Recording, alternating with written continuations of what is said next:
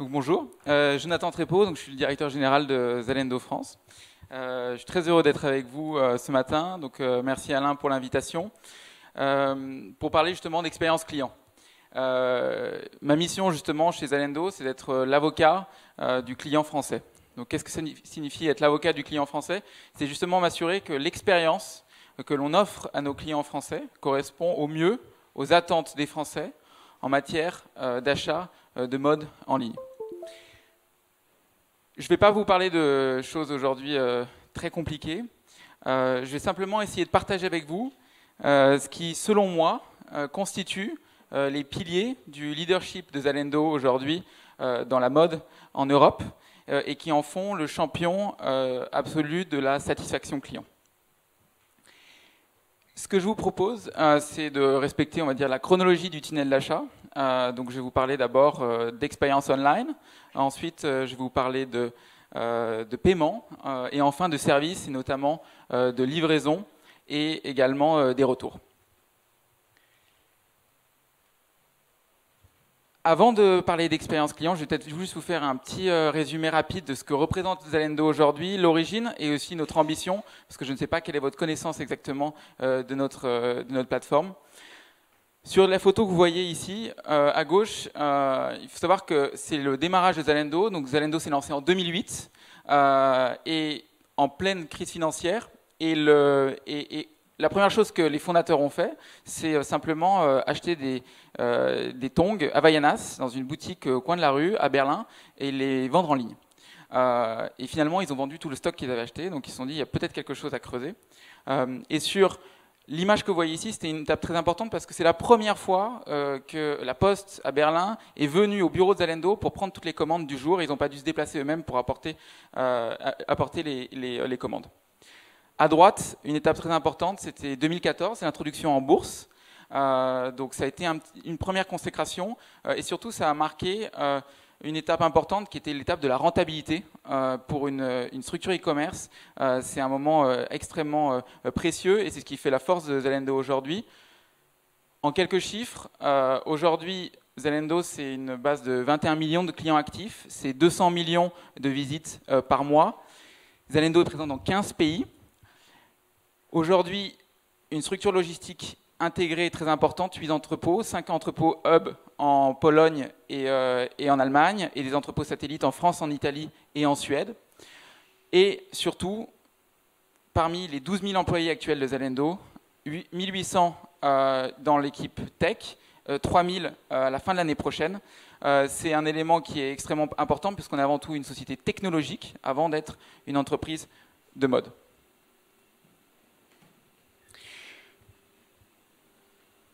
Pour partager avec vous, en termes d'activité, aujourd'hui, le chiffre d'affaires en 2016, c'était 3,6 milliards, avec une croissance annuelle qui est supérieure à 25%.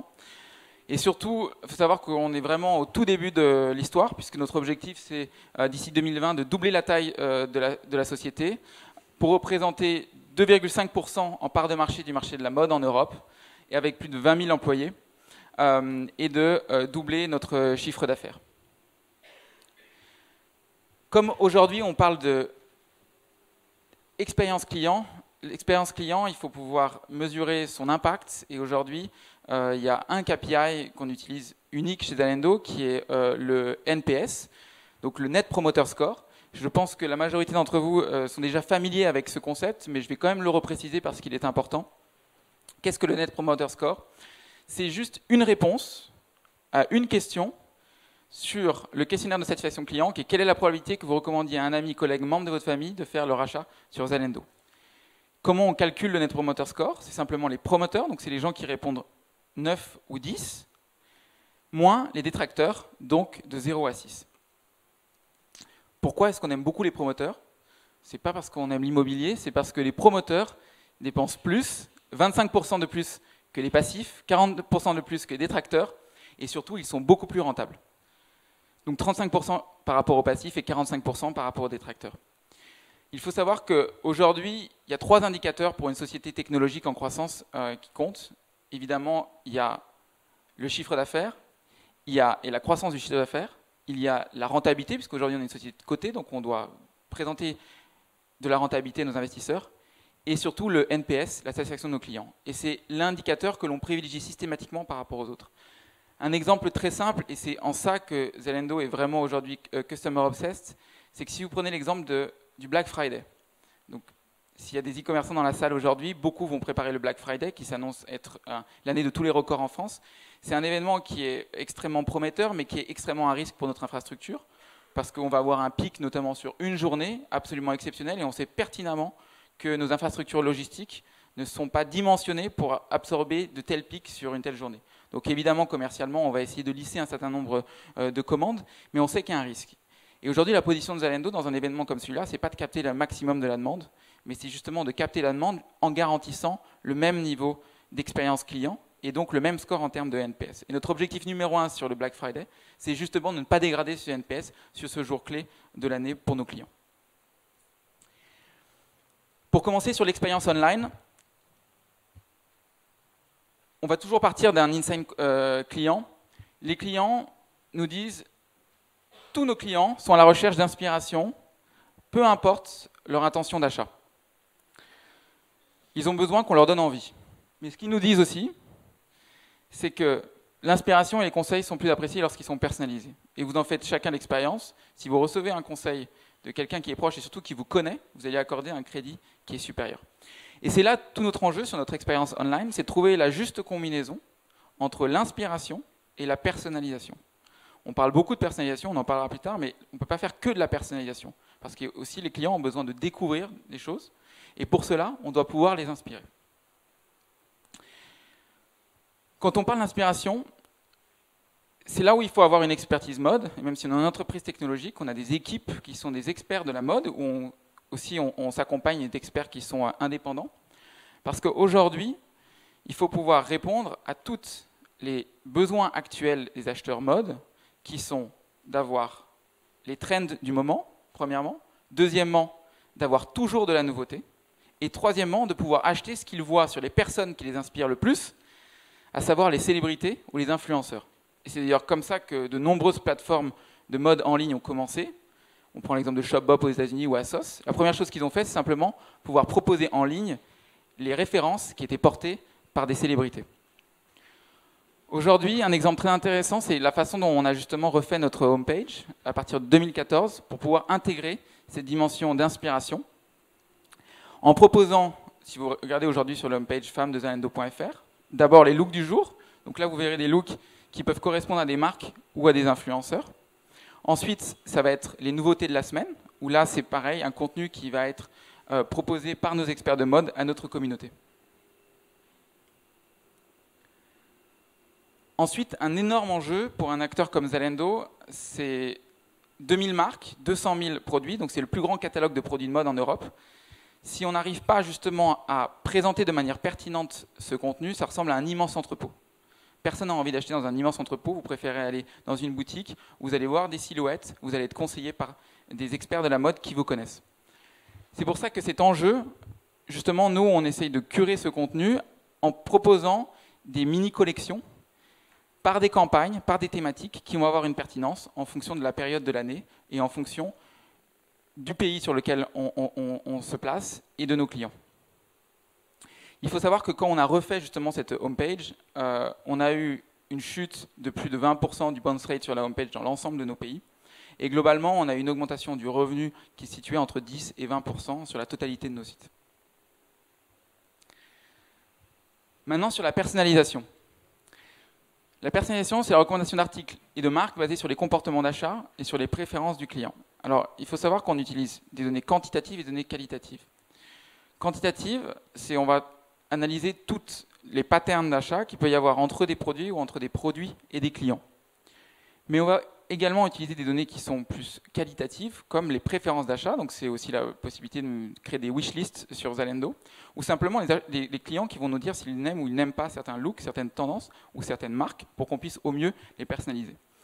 Tout le monde veut faire de la personnalisation, mais derrière, il y a un énorme enjeu en termes de ressources. C'est pour ça qu'on a ouvert un hub technologique à Dublin, qui aujourd'hui travaille uniquement sur les algorithmes de personnalisation. Donc aujourd'hui, on a plusieurs centaines de personnes qui sont uniquement dédiées pour justement trouver les bons patterns entre produit et produit et produit et client. Ça a l'air assez évident, mais en réalité, si vous prenez l'exemple d'un nouveau produit qu'on a introduit sur la plateforme, comment est-ce que vous présentez dans une liste personnalisée à un client ce produit-là, sachant que vous n'avez pas forcément d'historique. Donc c'est là où il faut réussir à utiliser d'autres informations et de très nombreuses informations pour pouvoir justement intégrer ces nouveaux produits dans les algorithmes de personnalisation avec un certain niveau de pertinence. Enfin, le conseil, donc ça c'est la partie sur notamment les descriptions produits et les reviews. Donc là on arrive plus au niveau de la product page.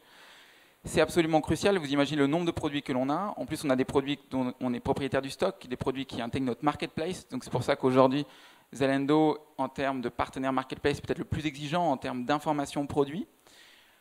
Parce que justement, on sait que le conseil au niveau de la product page est déterminant dans la satisfaction client. Quand on a refait le design de notre product page et le niveau d'information sur notre app, on a vu le NPS score augmenter de 4 points sur les utilisateurs de l'app.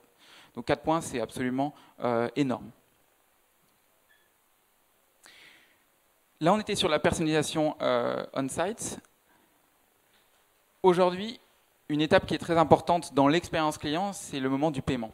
Le moment du paiement, c'est peut-être le moment le plus sensible, puisque c'est là où vous avez des risques d'abandon dans le tunnel d'achat qui sont le plus élevés. En termes de paiement, Zalando a été customer-centric depuis le départ, à savoir proposer le maximum de solutions de paiement en fonction des préférences de chaque pays. Il y a des cas qui sont extrêmement illustratifs. En Italie, par exemple, plus de 50% de nos transactions se font sur du cash and delivery. Vous allez me dire pourquoi ? Parce qu'il y a plus de 20% des Italiens qui n'ont pas de compte bancaire. Donc aujourd'hui, si on est leader et avec 2 fois plus de part de marché que le deuxième, en Italie, c'est parce qu'on a offert ce moyen de paiement. Donc c'est peut-être pas la partie du tunnel d'achat dont on parle le plus, mais en fait elle est absolument cruciale.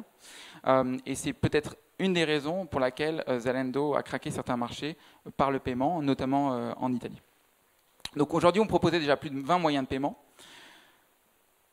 Mais quand on interrogeait nos clients, et toujours repartir des insights clients sur chacun des marchés, et qu'on les a testés sur un produit qui était assez nouveau, qui était essayé d'abord, payé après, la réponse sur les clients tests, c'est que 95% de nos clients tests ont déclaré qu'il s'agirait de la meilleure méthode de paiement en ligne.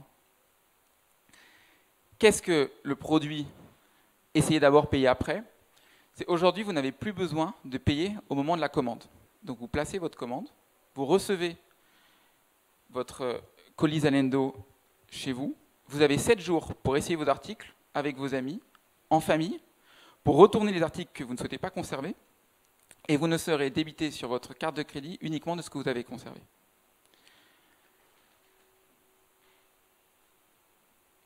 Ce service est aujourd'hui complètement inédit en France. On l'a lancé au début de l'année. Aujourd'hui, c'est plus de 25% de nos transactions sur la France. On l'a étendu depuis le mois de juillet à la totalité de nos clients existants, donc des clients ayant déjà réalisé au moins un achat sur la plateforme. Et on est persuadé que c'est absolument l'avenir du paiement en ligne, et particulièrement dans le secteur de la mode. Quels sont les avantages ? Aujourd'hui, d'un point de vue client, vous avez une expérience qui est complètement décomplexée puisque vous pouvez mettre autant d'articles que vous souhaitez dans votre panier. Et le principe, il est très simple, c'est d'effacer toutes les différences qui peuvent exister entre le commerce physique et le commerce en ligne. Dans une boutique de prêt-à-porter, quand vous rentrez dans la cabine d'essayage, on ne vous demande pas de régler vos articles préalablement. Ça doit être exactement la même chose sur une expérience d'achat en ligne. Et c'est pour cela que l'on a mis en place ce service de essayer d'abord, payer après.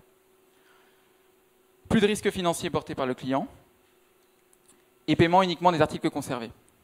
D'un point de vue de Zalando, c'est aujourd'hui un service qui est unique, comme je vous le disais, et surtout c'est un énorme driver de la satisfaction des clients et ça modifie les habitudes d'achat en ligne, notamment en termes de fréquence d'achat et également en termes de panier moyen et donc d'articles qui sont mis dans le panier.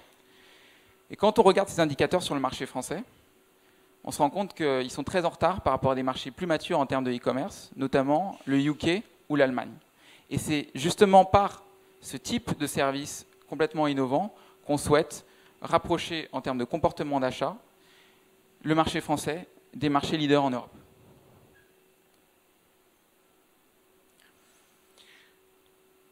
Maintenant, on va parler de la livraison, puisqu'on parle généralement beaucoup de la livraison. Et je vais essayer de vous partager un petit peu, nous, notre vision de la livraison actuellement.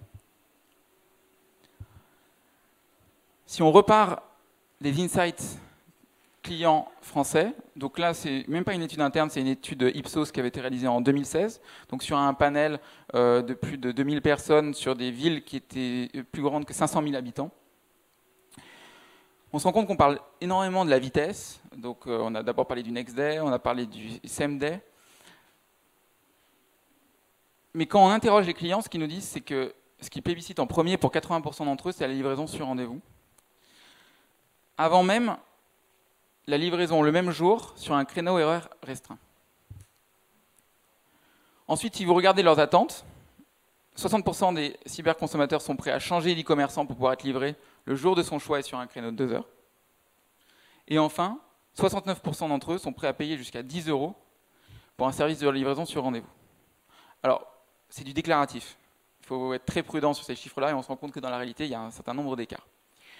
Mais c'est pour dire qu'on peut créer vraiment de la valeur au niveau de la livraison.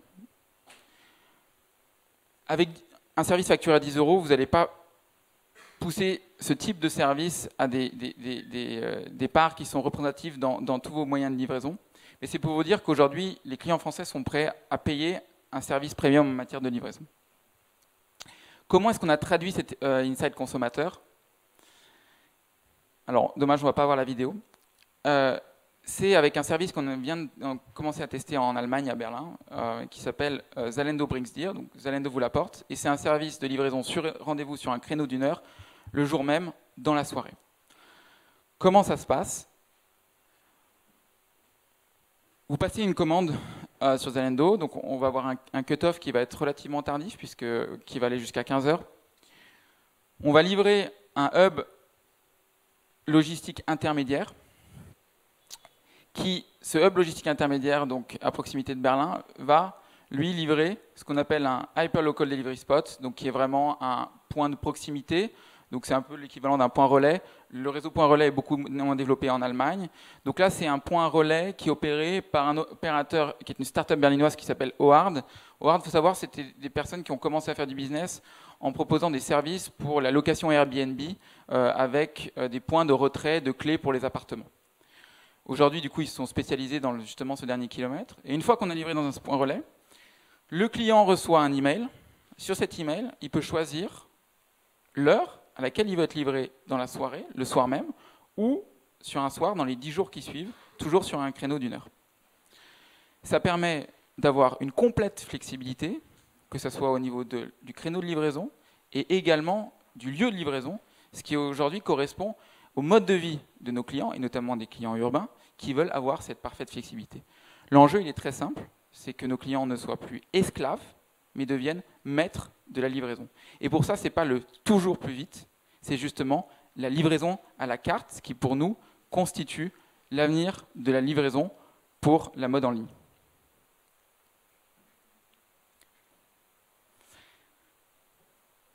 Maintenant, on arrive à l'étape des retours. Souvent, la caricature dit que Zalando est le champion européen des retours. Je vous le confirme. Plus de 50% des articles qui sont commandés sur notre plateforme sont retournés, en moyenne sur toute l'Europe. Quand vous prenez en compte qu'en 2016, on a généré plus de 80 millions de commandes, vous imaginez que ce sont des flux qui sont très importants. Alors, premièrement, une petite clarification sur les retours, puisque les Français ont une certaine aversion au retour. Peut-être que c'est un trait culturel assez perfectionniste. On a envie de viser juste la première fois. On n'accepte pas l'erreur, donc on n'aime pas trop les retours. Mais en réalité, généralement, l'augmentation des retours correspond à l'augmentation des commandes en termes de nombre d'articles. Et à la fin, c'est simplement le signe d'une évolution des comportements d'achat, comme je vous le disais avant. Donc nous, en France, le taux de retour est inférieur à celui qu'on peut avoir en moyenne au niveau européen, mais il est également en croissance, notamment avec les services comme Essayer d'abord, payer après, et d'autres services premium en matière de retour. On repart d'un insight client, toujours la même étude de l'IFOP, qui nous dit que 63% des clients interrogés estiment que les retours sont trop compliqués en France. Donc en France, les retours aujourd'hui sont perçus comme une immense galère. Et ensuite, quand on les interroge sur le mode de retour privilégié, le premier mode de retour, c'est le retour à domicile pour 31% d'entre eux. Ensuite, les relais colis pour 26%. Et enfin, 18% dans les bureaux de poste. Vous avez tous fait l'expérience d'aller à un bureau de poste pour faire un retour e-commerce un samedi matin, faire la queue au moins une demi-heure. Parce qu'aujourd'hui, les bureaux de poste sont uniquement des retraits ou des retours e-commerce et des retraits de courrier recommandé. En termes d'expérience client, il n'y a rien de pire. C'est-à-dire que nous, on considère que si ça arrive, on a perdu le client. Et pourtant, le client il nous a coûté très cher en termes d'acquisition. Donc c'est pour ça qu'on prend très au sérieux le sujet du retour et que c'est sur ce point-là qu'en France, on a développé le plus grand nombre de solutions, on a le plus travaillé pour justement supprimer cette friction et notamment pour travailler sur le retour à domicile. Sur le retour à domicile, il y a un service de retour qui est extrêmement prometteur, qui est encore assez méconnu, qui est le retour en boîte aux lettres. Il faut savoir que 72% des foyers français sont équipés de boîtes aux lettres normalisées, donc sont éligibles au retour en boîte aux lettres. Et c'est très approprié pour notre activité, parce qu'aujourd'hui, si vous voulez retourner une chemise, un jean ou un t-shirt, ou même une boîte de chaussures, vous pouvez rentrer dans une boîte aux lettres normalisée, et donc, simplement en 2 clics, vous déclarez votre retour sur l'interface de la Poste, qui vous confirme que vous êtes éligible, et le facteur, le lendemain, enlève votre colis dans votre boîte aux lettres. Il y a un autre retour qu'on a lancé en France cette année, et aujourd'hui qui est développé sur les villes de Paris, l'Ouest parisien, à Lyon désormais, qui est ce qu'on appelle le retour instantané par coursier, que l'on a fait en collaboration avec la start-up du dernier kilomètre, Stuart.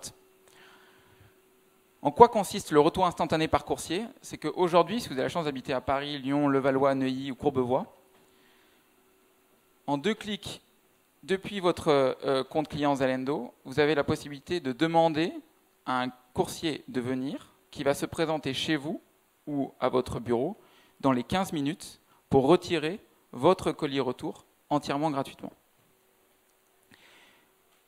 Et si jamais vous voulez prendre un rendez-vous, vous pouvez même prendre un rendez-vous sur un créneau de 30 minutes, ultérieurement jusqu'à 10 jours. Ce type de service a un impact qui est absolument phénoménal sur la satisfaction client, parce qu'aujourd'hui, si vous prenez le parcours client comme on l'a suivi ici, vous n'avez plus besoin de payer au moment de la commande. Vous avez pu commander autant d'articles que vous le souhaitez, les essayer dans des conditions d'essayage qui sont absolument optimales. Et ce que vous ne souhaitez pas conserver, vous appelez un coursier qui se présente dans 15 minutes et qui vient enlever votre colis retour à votre domicile. Et tout ça est entièrement gratuit. Tous les matins, moi, je regarde les feedbacks clients que je reçois via justement la box feedback qui est dans notre checkout. Et j'ai des clients qui nous disent c'est absolument magique. C'est-à-dire que l'expérience que j'ai pu avoir avec ces services-là, c'est vraiment une expérience exceptionnelle. Et quand on arrive à générer ce type d'émotion sur une commande e-commerce, vous savez que non seulement vous avez un client qui est fidèle, mais vous avez désormais un ambassadeur. Et c'est ce qu'on voit dans le Net Promoter Score, c'est-à-dire quelqu'un qui va faire la promotion de votre plateforme. Et il faut savoir que c'est ça l'enjeu qui est clé, parce qu'un jour, si vous voulez gagner de l'argent en e-commerce, tout l'enjeu, il y a 3 postes de coûts qu'il faut réussir à maîtriser. Le premier, évidemment, c'est les coûts d'achat de marchandises. Ensuite, c'est les coûts marketing et les coûts logistiques. En réalité, les coûts logistiques, ils vont faire qu'augmenter structurellement, puisqu'on va offrir plus de services. Et en revanche, la rentabilité va jouer souvent sous les coûts marketing.